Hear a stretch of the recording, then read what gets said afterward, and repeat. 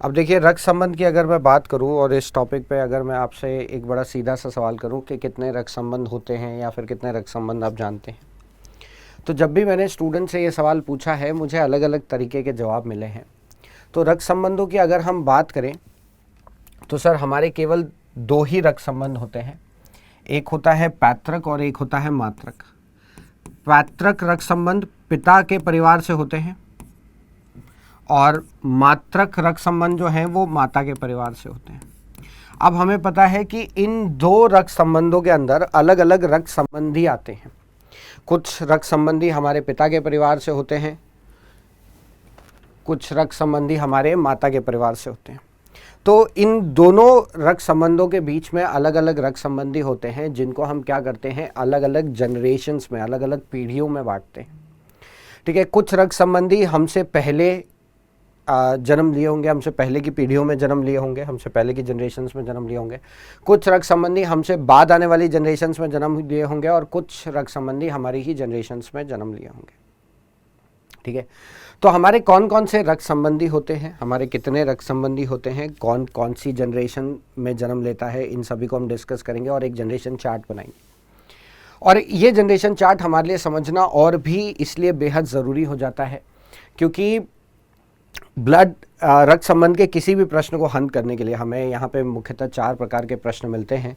ठीक है, पहला सीधे संबंध पर आधारित, दूसरा पहेलियों पर आधारित, तीसरा सांकेतिक संबंध पर आधारित और चौथा कोडित रक्त संबंध वाले प्रश्न। तो ये चारों प्रकार के प्रश्न को हल करने के लिए हमें यहाँ पर जो है वो फैमिली ट्री बनाना होता है। ठीक है, और फैमिली ट्री हम तभी बना पाते हैं सर जब हमें ये जनरेशन चार्ट अच्छे से क्लियर हो। तो अब अगली स्लाइड पे हम इस जनरेशन चार्ट को बड़े अच्छे से क्लियर करेंगे, बड़े अच्छे से समझेंगे और फिर हम इनको इसका प्रश्न में कैसे उपयोग करेंगे हम वो सीखेंगे।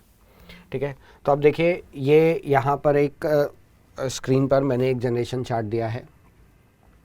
ठीक है, जहाँ पर अगर आप देखें तो सबसे पहले क्या आता है, जनरेशन 0 आता है। सबसे पहले कौन सी जनरेशन आती है, जनरेशन 0 आती है। जनरेशन 0 पे कौन जन्म लेता है, आप जन्म लेते हैं। अब आपके साथ साथ आप ही की पीढ़ी पर जन्म लेने वाले आपके कौन कौन से रिश्तेदार होते हैं, भाई बहन। ठीक है, भाई बहन हमारी ही जनरेशन पे जन्म लेते हैं। उसके बाद आते हैं कजिन। अब देखिए, अंग्रेज़ी में कजिन को अंग्रेज़ी में भी इसे कजिन ही कहा जाता है और हिंदी में भी जहाँ तक मैं मानता हूँ कजिन ही लिखेगा एग्जामिनर। ठीक है, क्योंकि चचेरा भाई, ममेरा भाई या चचेरी बहन, ममेरी बहन, ठीक है, फुफेरी बहन, फुफेरा भाई या फिर मौसेरा भाई, मौसेरी बहन, इस तरीके से मैं नहीं समझता एग्जामिनर इतना डिटेल में स्पेसिफाई करेंगे। वो सिंपल कजिन लिख देंगे। कजिन मतलब देखिए, कजिन और भाई बहन में अंतर क्या है, भाई बहन में माता पिता एक ही होंगे, सेम होंगे। ठीक है, भाई बहन के अंदर माता पिता सेम होते हैं। ठीक है, लेकिन कज़िन के अंदर माता पिता जो होते हैं वो अपने आप में भाई बहन होते हैं। ठीक है, तो हमारी ही जनरेशन पे हमारे कौन कौन से रक्त संबंधी हैं, भाई बहन, कज़िन, पति पत्नी। ठीक है, पति पत्नी जो हैं ये कईयों के दिमाग में ये सवाल होता है कि पति पत्नी क्या सर रक्त संबंधी होते हैं। हाँ, पति पत्नी रक्त संबंधी होते हैं। मैथमेटिक्स में, गणितीय भाषा में इसका प्रूफ भी है कि पति पत्नी जो हैं वो रक्त संबंधी होते हैं। हालांकि किसी के दिमाग में ये सवाल आ रहा होगा कि अभी अभी हमने पढ़ा कि रक्त संबंध 2 ही होते हैं, एक होता है पैतृक, एक होता है मातृक।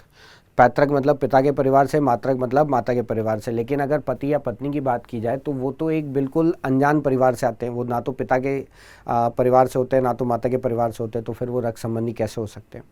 ठीक है, तो अभी हम इस चीज़ को समझेंगे, हम इसको गणितीय भाषा में प्रूफ करेंगे कि पति पत्नी जो होते हैं वो रक्त संबंधी होते हैं। ठीक है, और अगर पति और पत्नी रक्त संबंधी हैं, क्योंकि पति और पत्नी रक्त संबंधी हैं, तो उनके जो भाई बहन होते हैं, जिनको अंग्रेजी में हम ब्रदर इन लॉ और सिस्टर इन लॉ कहते हैं, ये भी रक्त संबंधी होंगे। अब देखिए, मैंने यहाँ पर जानबूझ के brother in law, sister in law लिखा है क्योंकि ब्रदर इन लॉ और सिस्टर इन लॉ जो ये शब्द हैं ये 3 अलग अलग संबंधों को दर्शाते हैं। ठीक है, ब्रदर इन लॉ और सिस्टर इन लॉ जो हैं ये 3 अलग अलग संबंधों के लिए हम इस टर्म का इस्तेमाल करते हैं। Brother in law, sister in law ये अंग्रेजी के टर्म है, लेकिन हिंदी में हमारे पास 3 अलग अलग नाम हैं इन क्या कहना चाहिए संबंधों को समझाने के लिए। जैसे कि कौन कौन ब्रदर इन लॉ होता है, तो पहले तो पत्नी के भाई, ठीक है, साले साहब जिनको हम कहते हैं। दूसरे भाई दूसरे पति के भाई जिनको हम देवर कहते हैं, और तीसरा बहन के पति जिनको हम बहनोई कहते हैं। देखिए जीजा जी जो शब्द है वो नहीं यूज़ करेंगे एग्जामिनर बहनोई शब्द यूज़ करेंगे। बहनोई मतलब बहन के पति।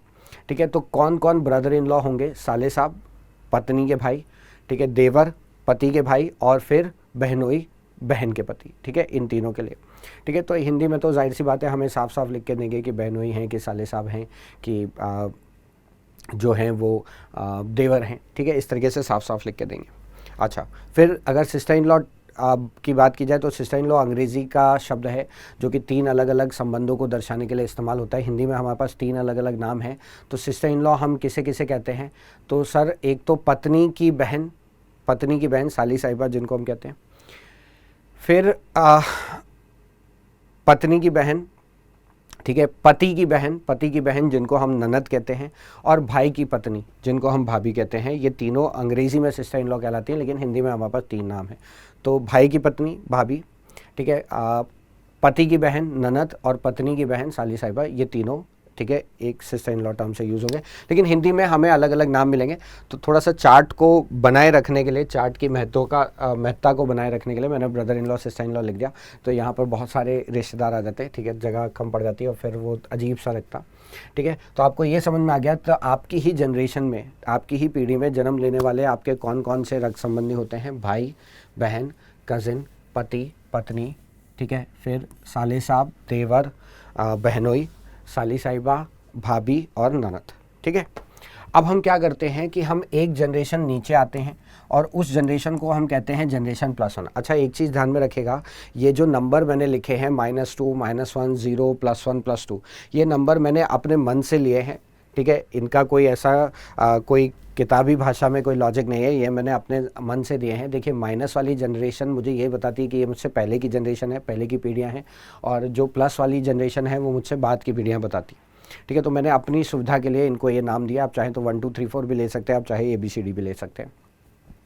तो अगर हम अपने से एक जनरेशन नीचे उतरें, उसको हम कहते हैं जनरेशन +1। हमसे एक जनरेशन नीचे हमारे कौन कौन से रक्त संबंधी होंगे? बेटा बेटी।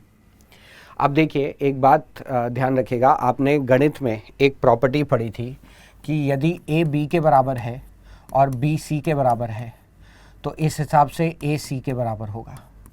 यदि A B के बराबर है, B C के बराबर है, तो A C के बराबर होगा। ठीक है, A जो हो जाता है वो हो जाता हूँ मैं। ठीक है, A हो गया मैं। अब मैं और मेरा बेटा या बेटी, B हो गए मेरा बेटा या बेटी। अब सर मैं और मेरा बेटा या बेटी, मेरा बेटा या बेटी मेरे रक्त संबंधी होंगे। आप सब इस बात से एग्री करते हैं? मैं और मेरा बेटा या बेटी मेरे रक्त संबंधी होंगे, आप इस बात से एग्री करते हैं? और मेरा बेटा या बेटी, ठीक है, मेरा बेटा या बेटी मेरी पत्नी के भी रक्त संबंधी होंगे, आप इस बात से भी एग्री करते हैं? ठीक है, मेरी पत्नी के भी रक्त संबंधी होंगे। तो इस ट्रांजिटिव प्रॉपर्टी के हिसाब से मैं और मेरी पत्नी रक्त संबंधी होते हैं। अच्छा, अगर कोई ये बात कह रहा हो कि सर ये तो ज़बरदस्ती का प्रूफ है, क्या ऐसे तो आप कुछ भी प्रूव कर सकते हैं? नहीं सर, अगर ऐसे आप कुछ भी प्रूव कर सकते हैं तो 2 बराबर 1 प्रूव करके दिखा दीजिए। इस प्रॉपर्टी से 2 1 के बराबर होता है, ये प्रूफ करके बता दीजिए। मैं आपकी बात से मान लूँगा और मैं इस प्रॉपर्टी को वापस ले लूँगा। ऐसा नहीं है कि आप इस प्रॉपर्टी से सब कुछ प्रूव कर दें। ये गणितीय भाषा की सही प्रॉपर्टी है। ठीक है, और ये यहाँ पर लागू होती है, किताबी भाषा में ये लागू होती है। ठीक है, तो मैं, मेरा बेटा या बेटी मेरे रक्त संबंधी होंगे। ठीक है, और मेरा बेटा या बेटी मेरी पत्नी के भी रक्त संबंधी होंगे। तो इस ट्रांजिटिव प्रॉपर्टी की वजह से मैं और मेरी पत्नी रक्त संबंधी होंगे। अच्छा, अब किसी के दिमाग में ये प्रश्न आता है कि सर मान लीजिए शादी के बाद किसी युगल का, ठीक है, बच्चे नहीं होते, तो क्या फिर वो रक्त संबंधी हुए? सर देखिए, लॉजिक जो है, तर्क जो है, वो आपके इस सवाल से एग्री नहीं करता। तर्क कहता है कि आपके इस सवाल में एक एरर है। ठीक है, एक गलती है। ठीक है, जो गलती आप भविष्यात्मक गलती कर रहे हैं, मतलब आप भविष्य की बात सोच के चल रहे हैं। ठीक है ना, और वो काल्पनिक है। देखा जाए तो ये काल्पनिक है कि अगर मतलब आप कोई वहाँ पे कोई है, वो काल्पनिक बात कर रहे हैं कि अगर ऐसा होता। भाई अगर ऐसा होता वो बात नहीं है, वो अलग चीज़ है। ठीक है, अपवाद हर जगह होते हैं, बट सबके साथ तो ऐसा नहीं होता। अपवाद तो हर जगह होते हैं, ठीक है। तो लॉजिक तर्क यही कहता है कि अगर कोई युगल वैवाहिक है तो फिर उनके बच्चे हैं, यानी कि पति पत्नी जो हैं वो रक्त संबंधी हैं। और अगर पति पत्नी रक्त संबंधी हैं तो इसी ट्रांजिटिव प्रॉपर्टी की वजह से उनके जो भाई बहन हुए, जिनको हम brother in law, sister in law, ठीक है, साले साहब हो गए, देवर हो गए, ठीक है, बहनोई हो गए, इन ये सब क्या हो गए, हमारे रक्त संबंधी हो गए, ठीक है। तो हमसे एक जनरेशन नीचे हमारे कौन कौन से रक्त संबंधी होते हैं, बेटा बेटी, फिर भतीजा, यहाँ पे भांजा ऐड कर लीजिएगा, भांजा छूट गया है, भांजा भी रक्त संबंधी होते हैं, ठीक है। और भतीजी और भांजी भी रक्त संबंधी होते हैं, भांजी भी ऐड कर लीजिएगा, ठीक है। तो यहाँ पर हमसे एक जनरेशन नीचे हमारे कौन कौन से रक्त संबंधी हैं, बेटा बेटी, भतीजा भांजा, भतीजी भांजी, दामाद और बहू, ठीक है ना, ये हमारे रक्त संबंधी होते हैं,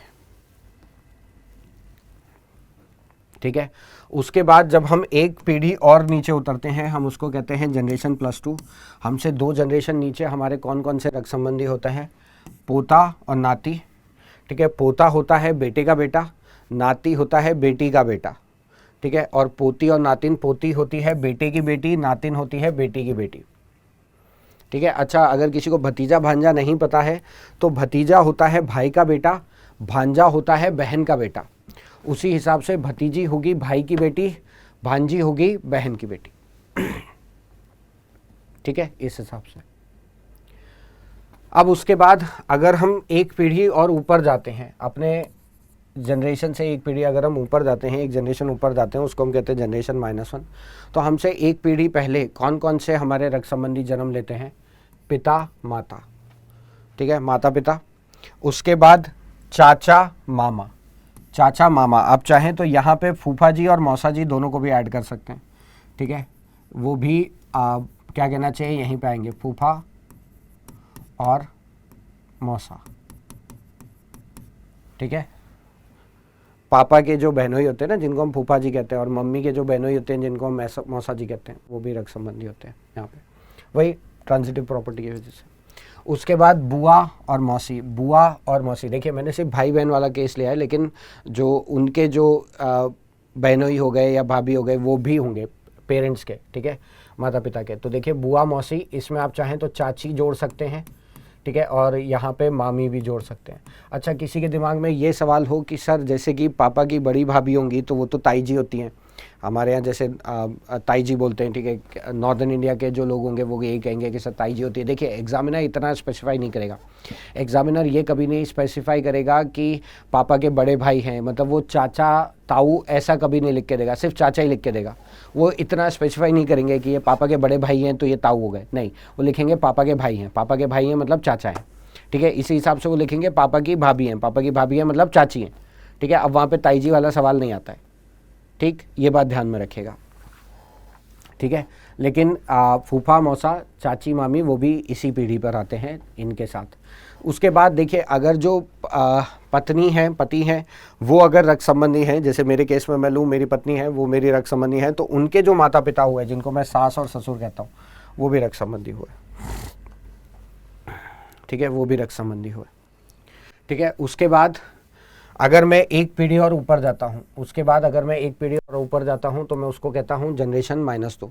हमसे 2 पीढ़ी ऊपर हमारे कौन कौन से रक्त संबंधी होते हैं, दादा नाना दादी नानी, दादा नाना दादी, और ये नानी होगा, यहाँ पे थोड़ा सा मिसटाइप हो गया है,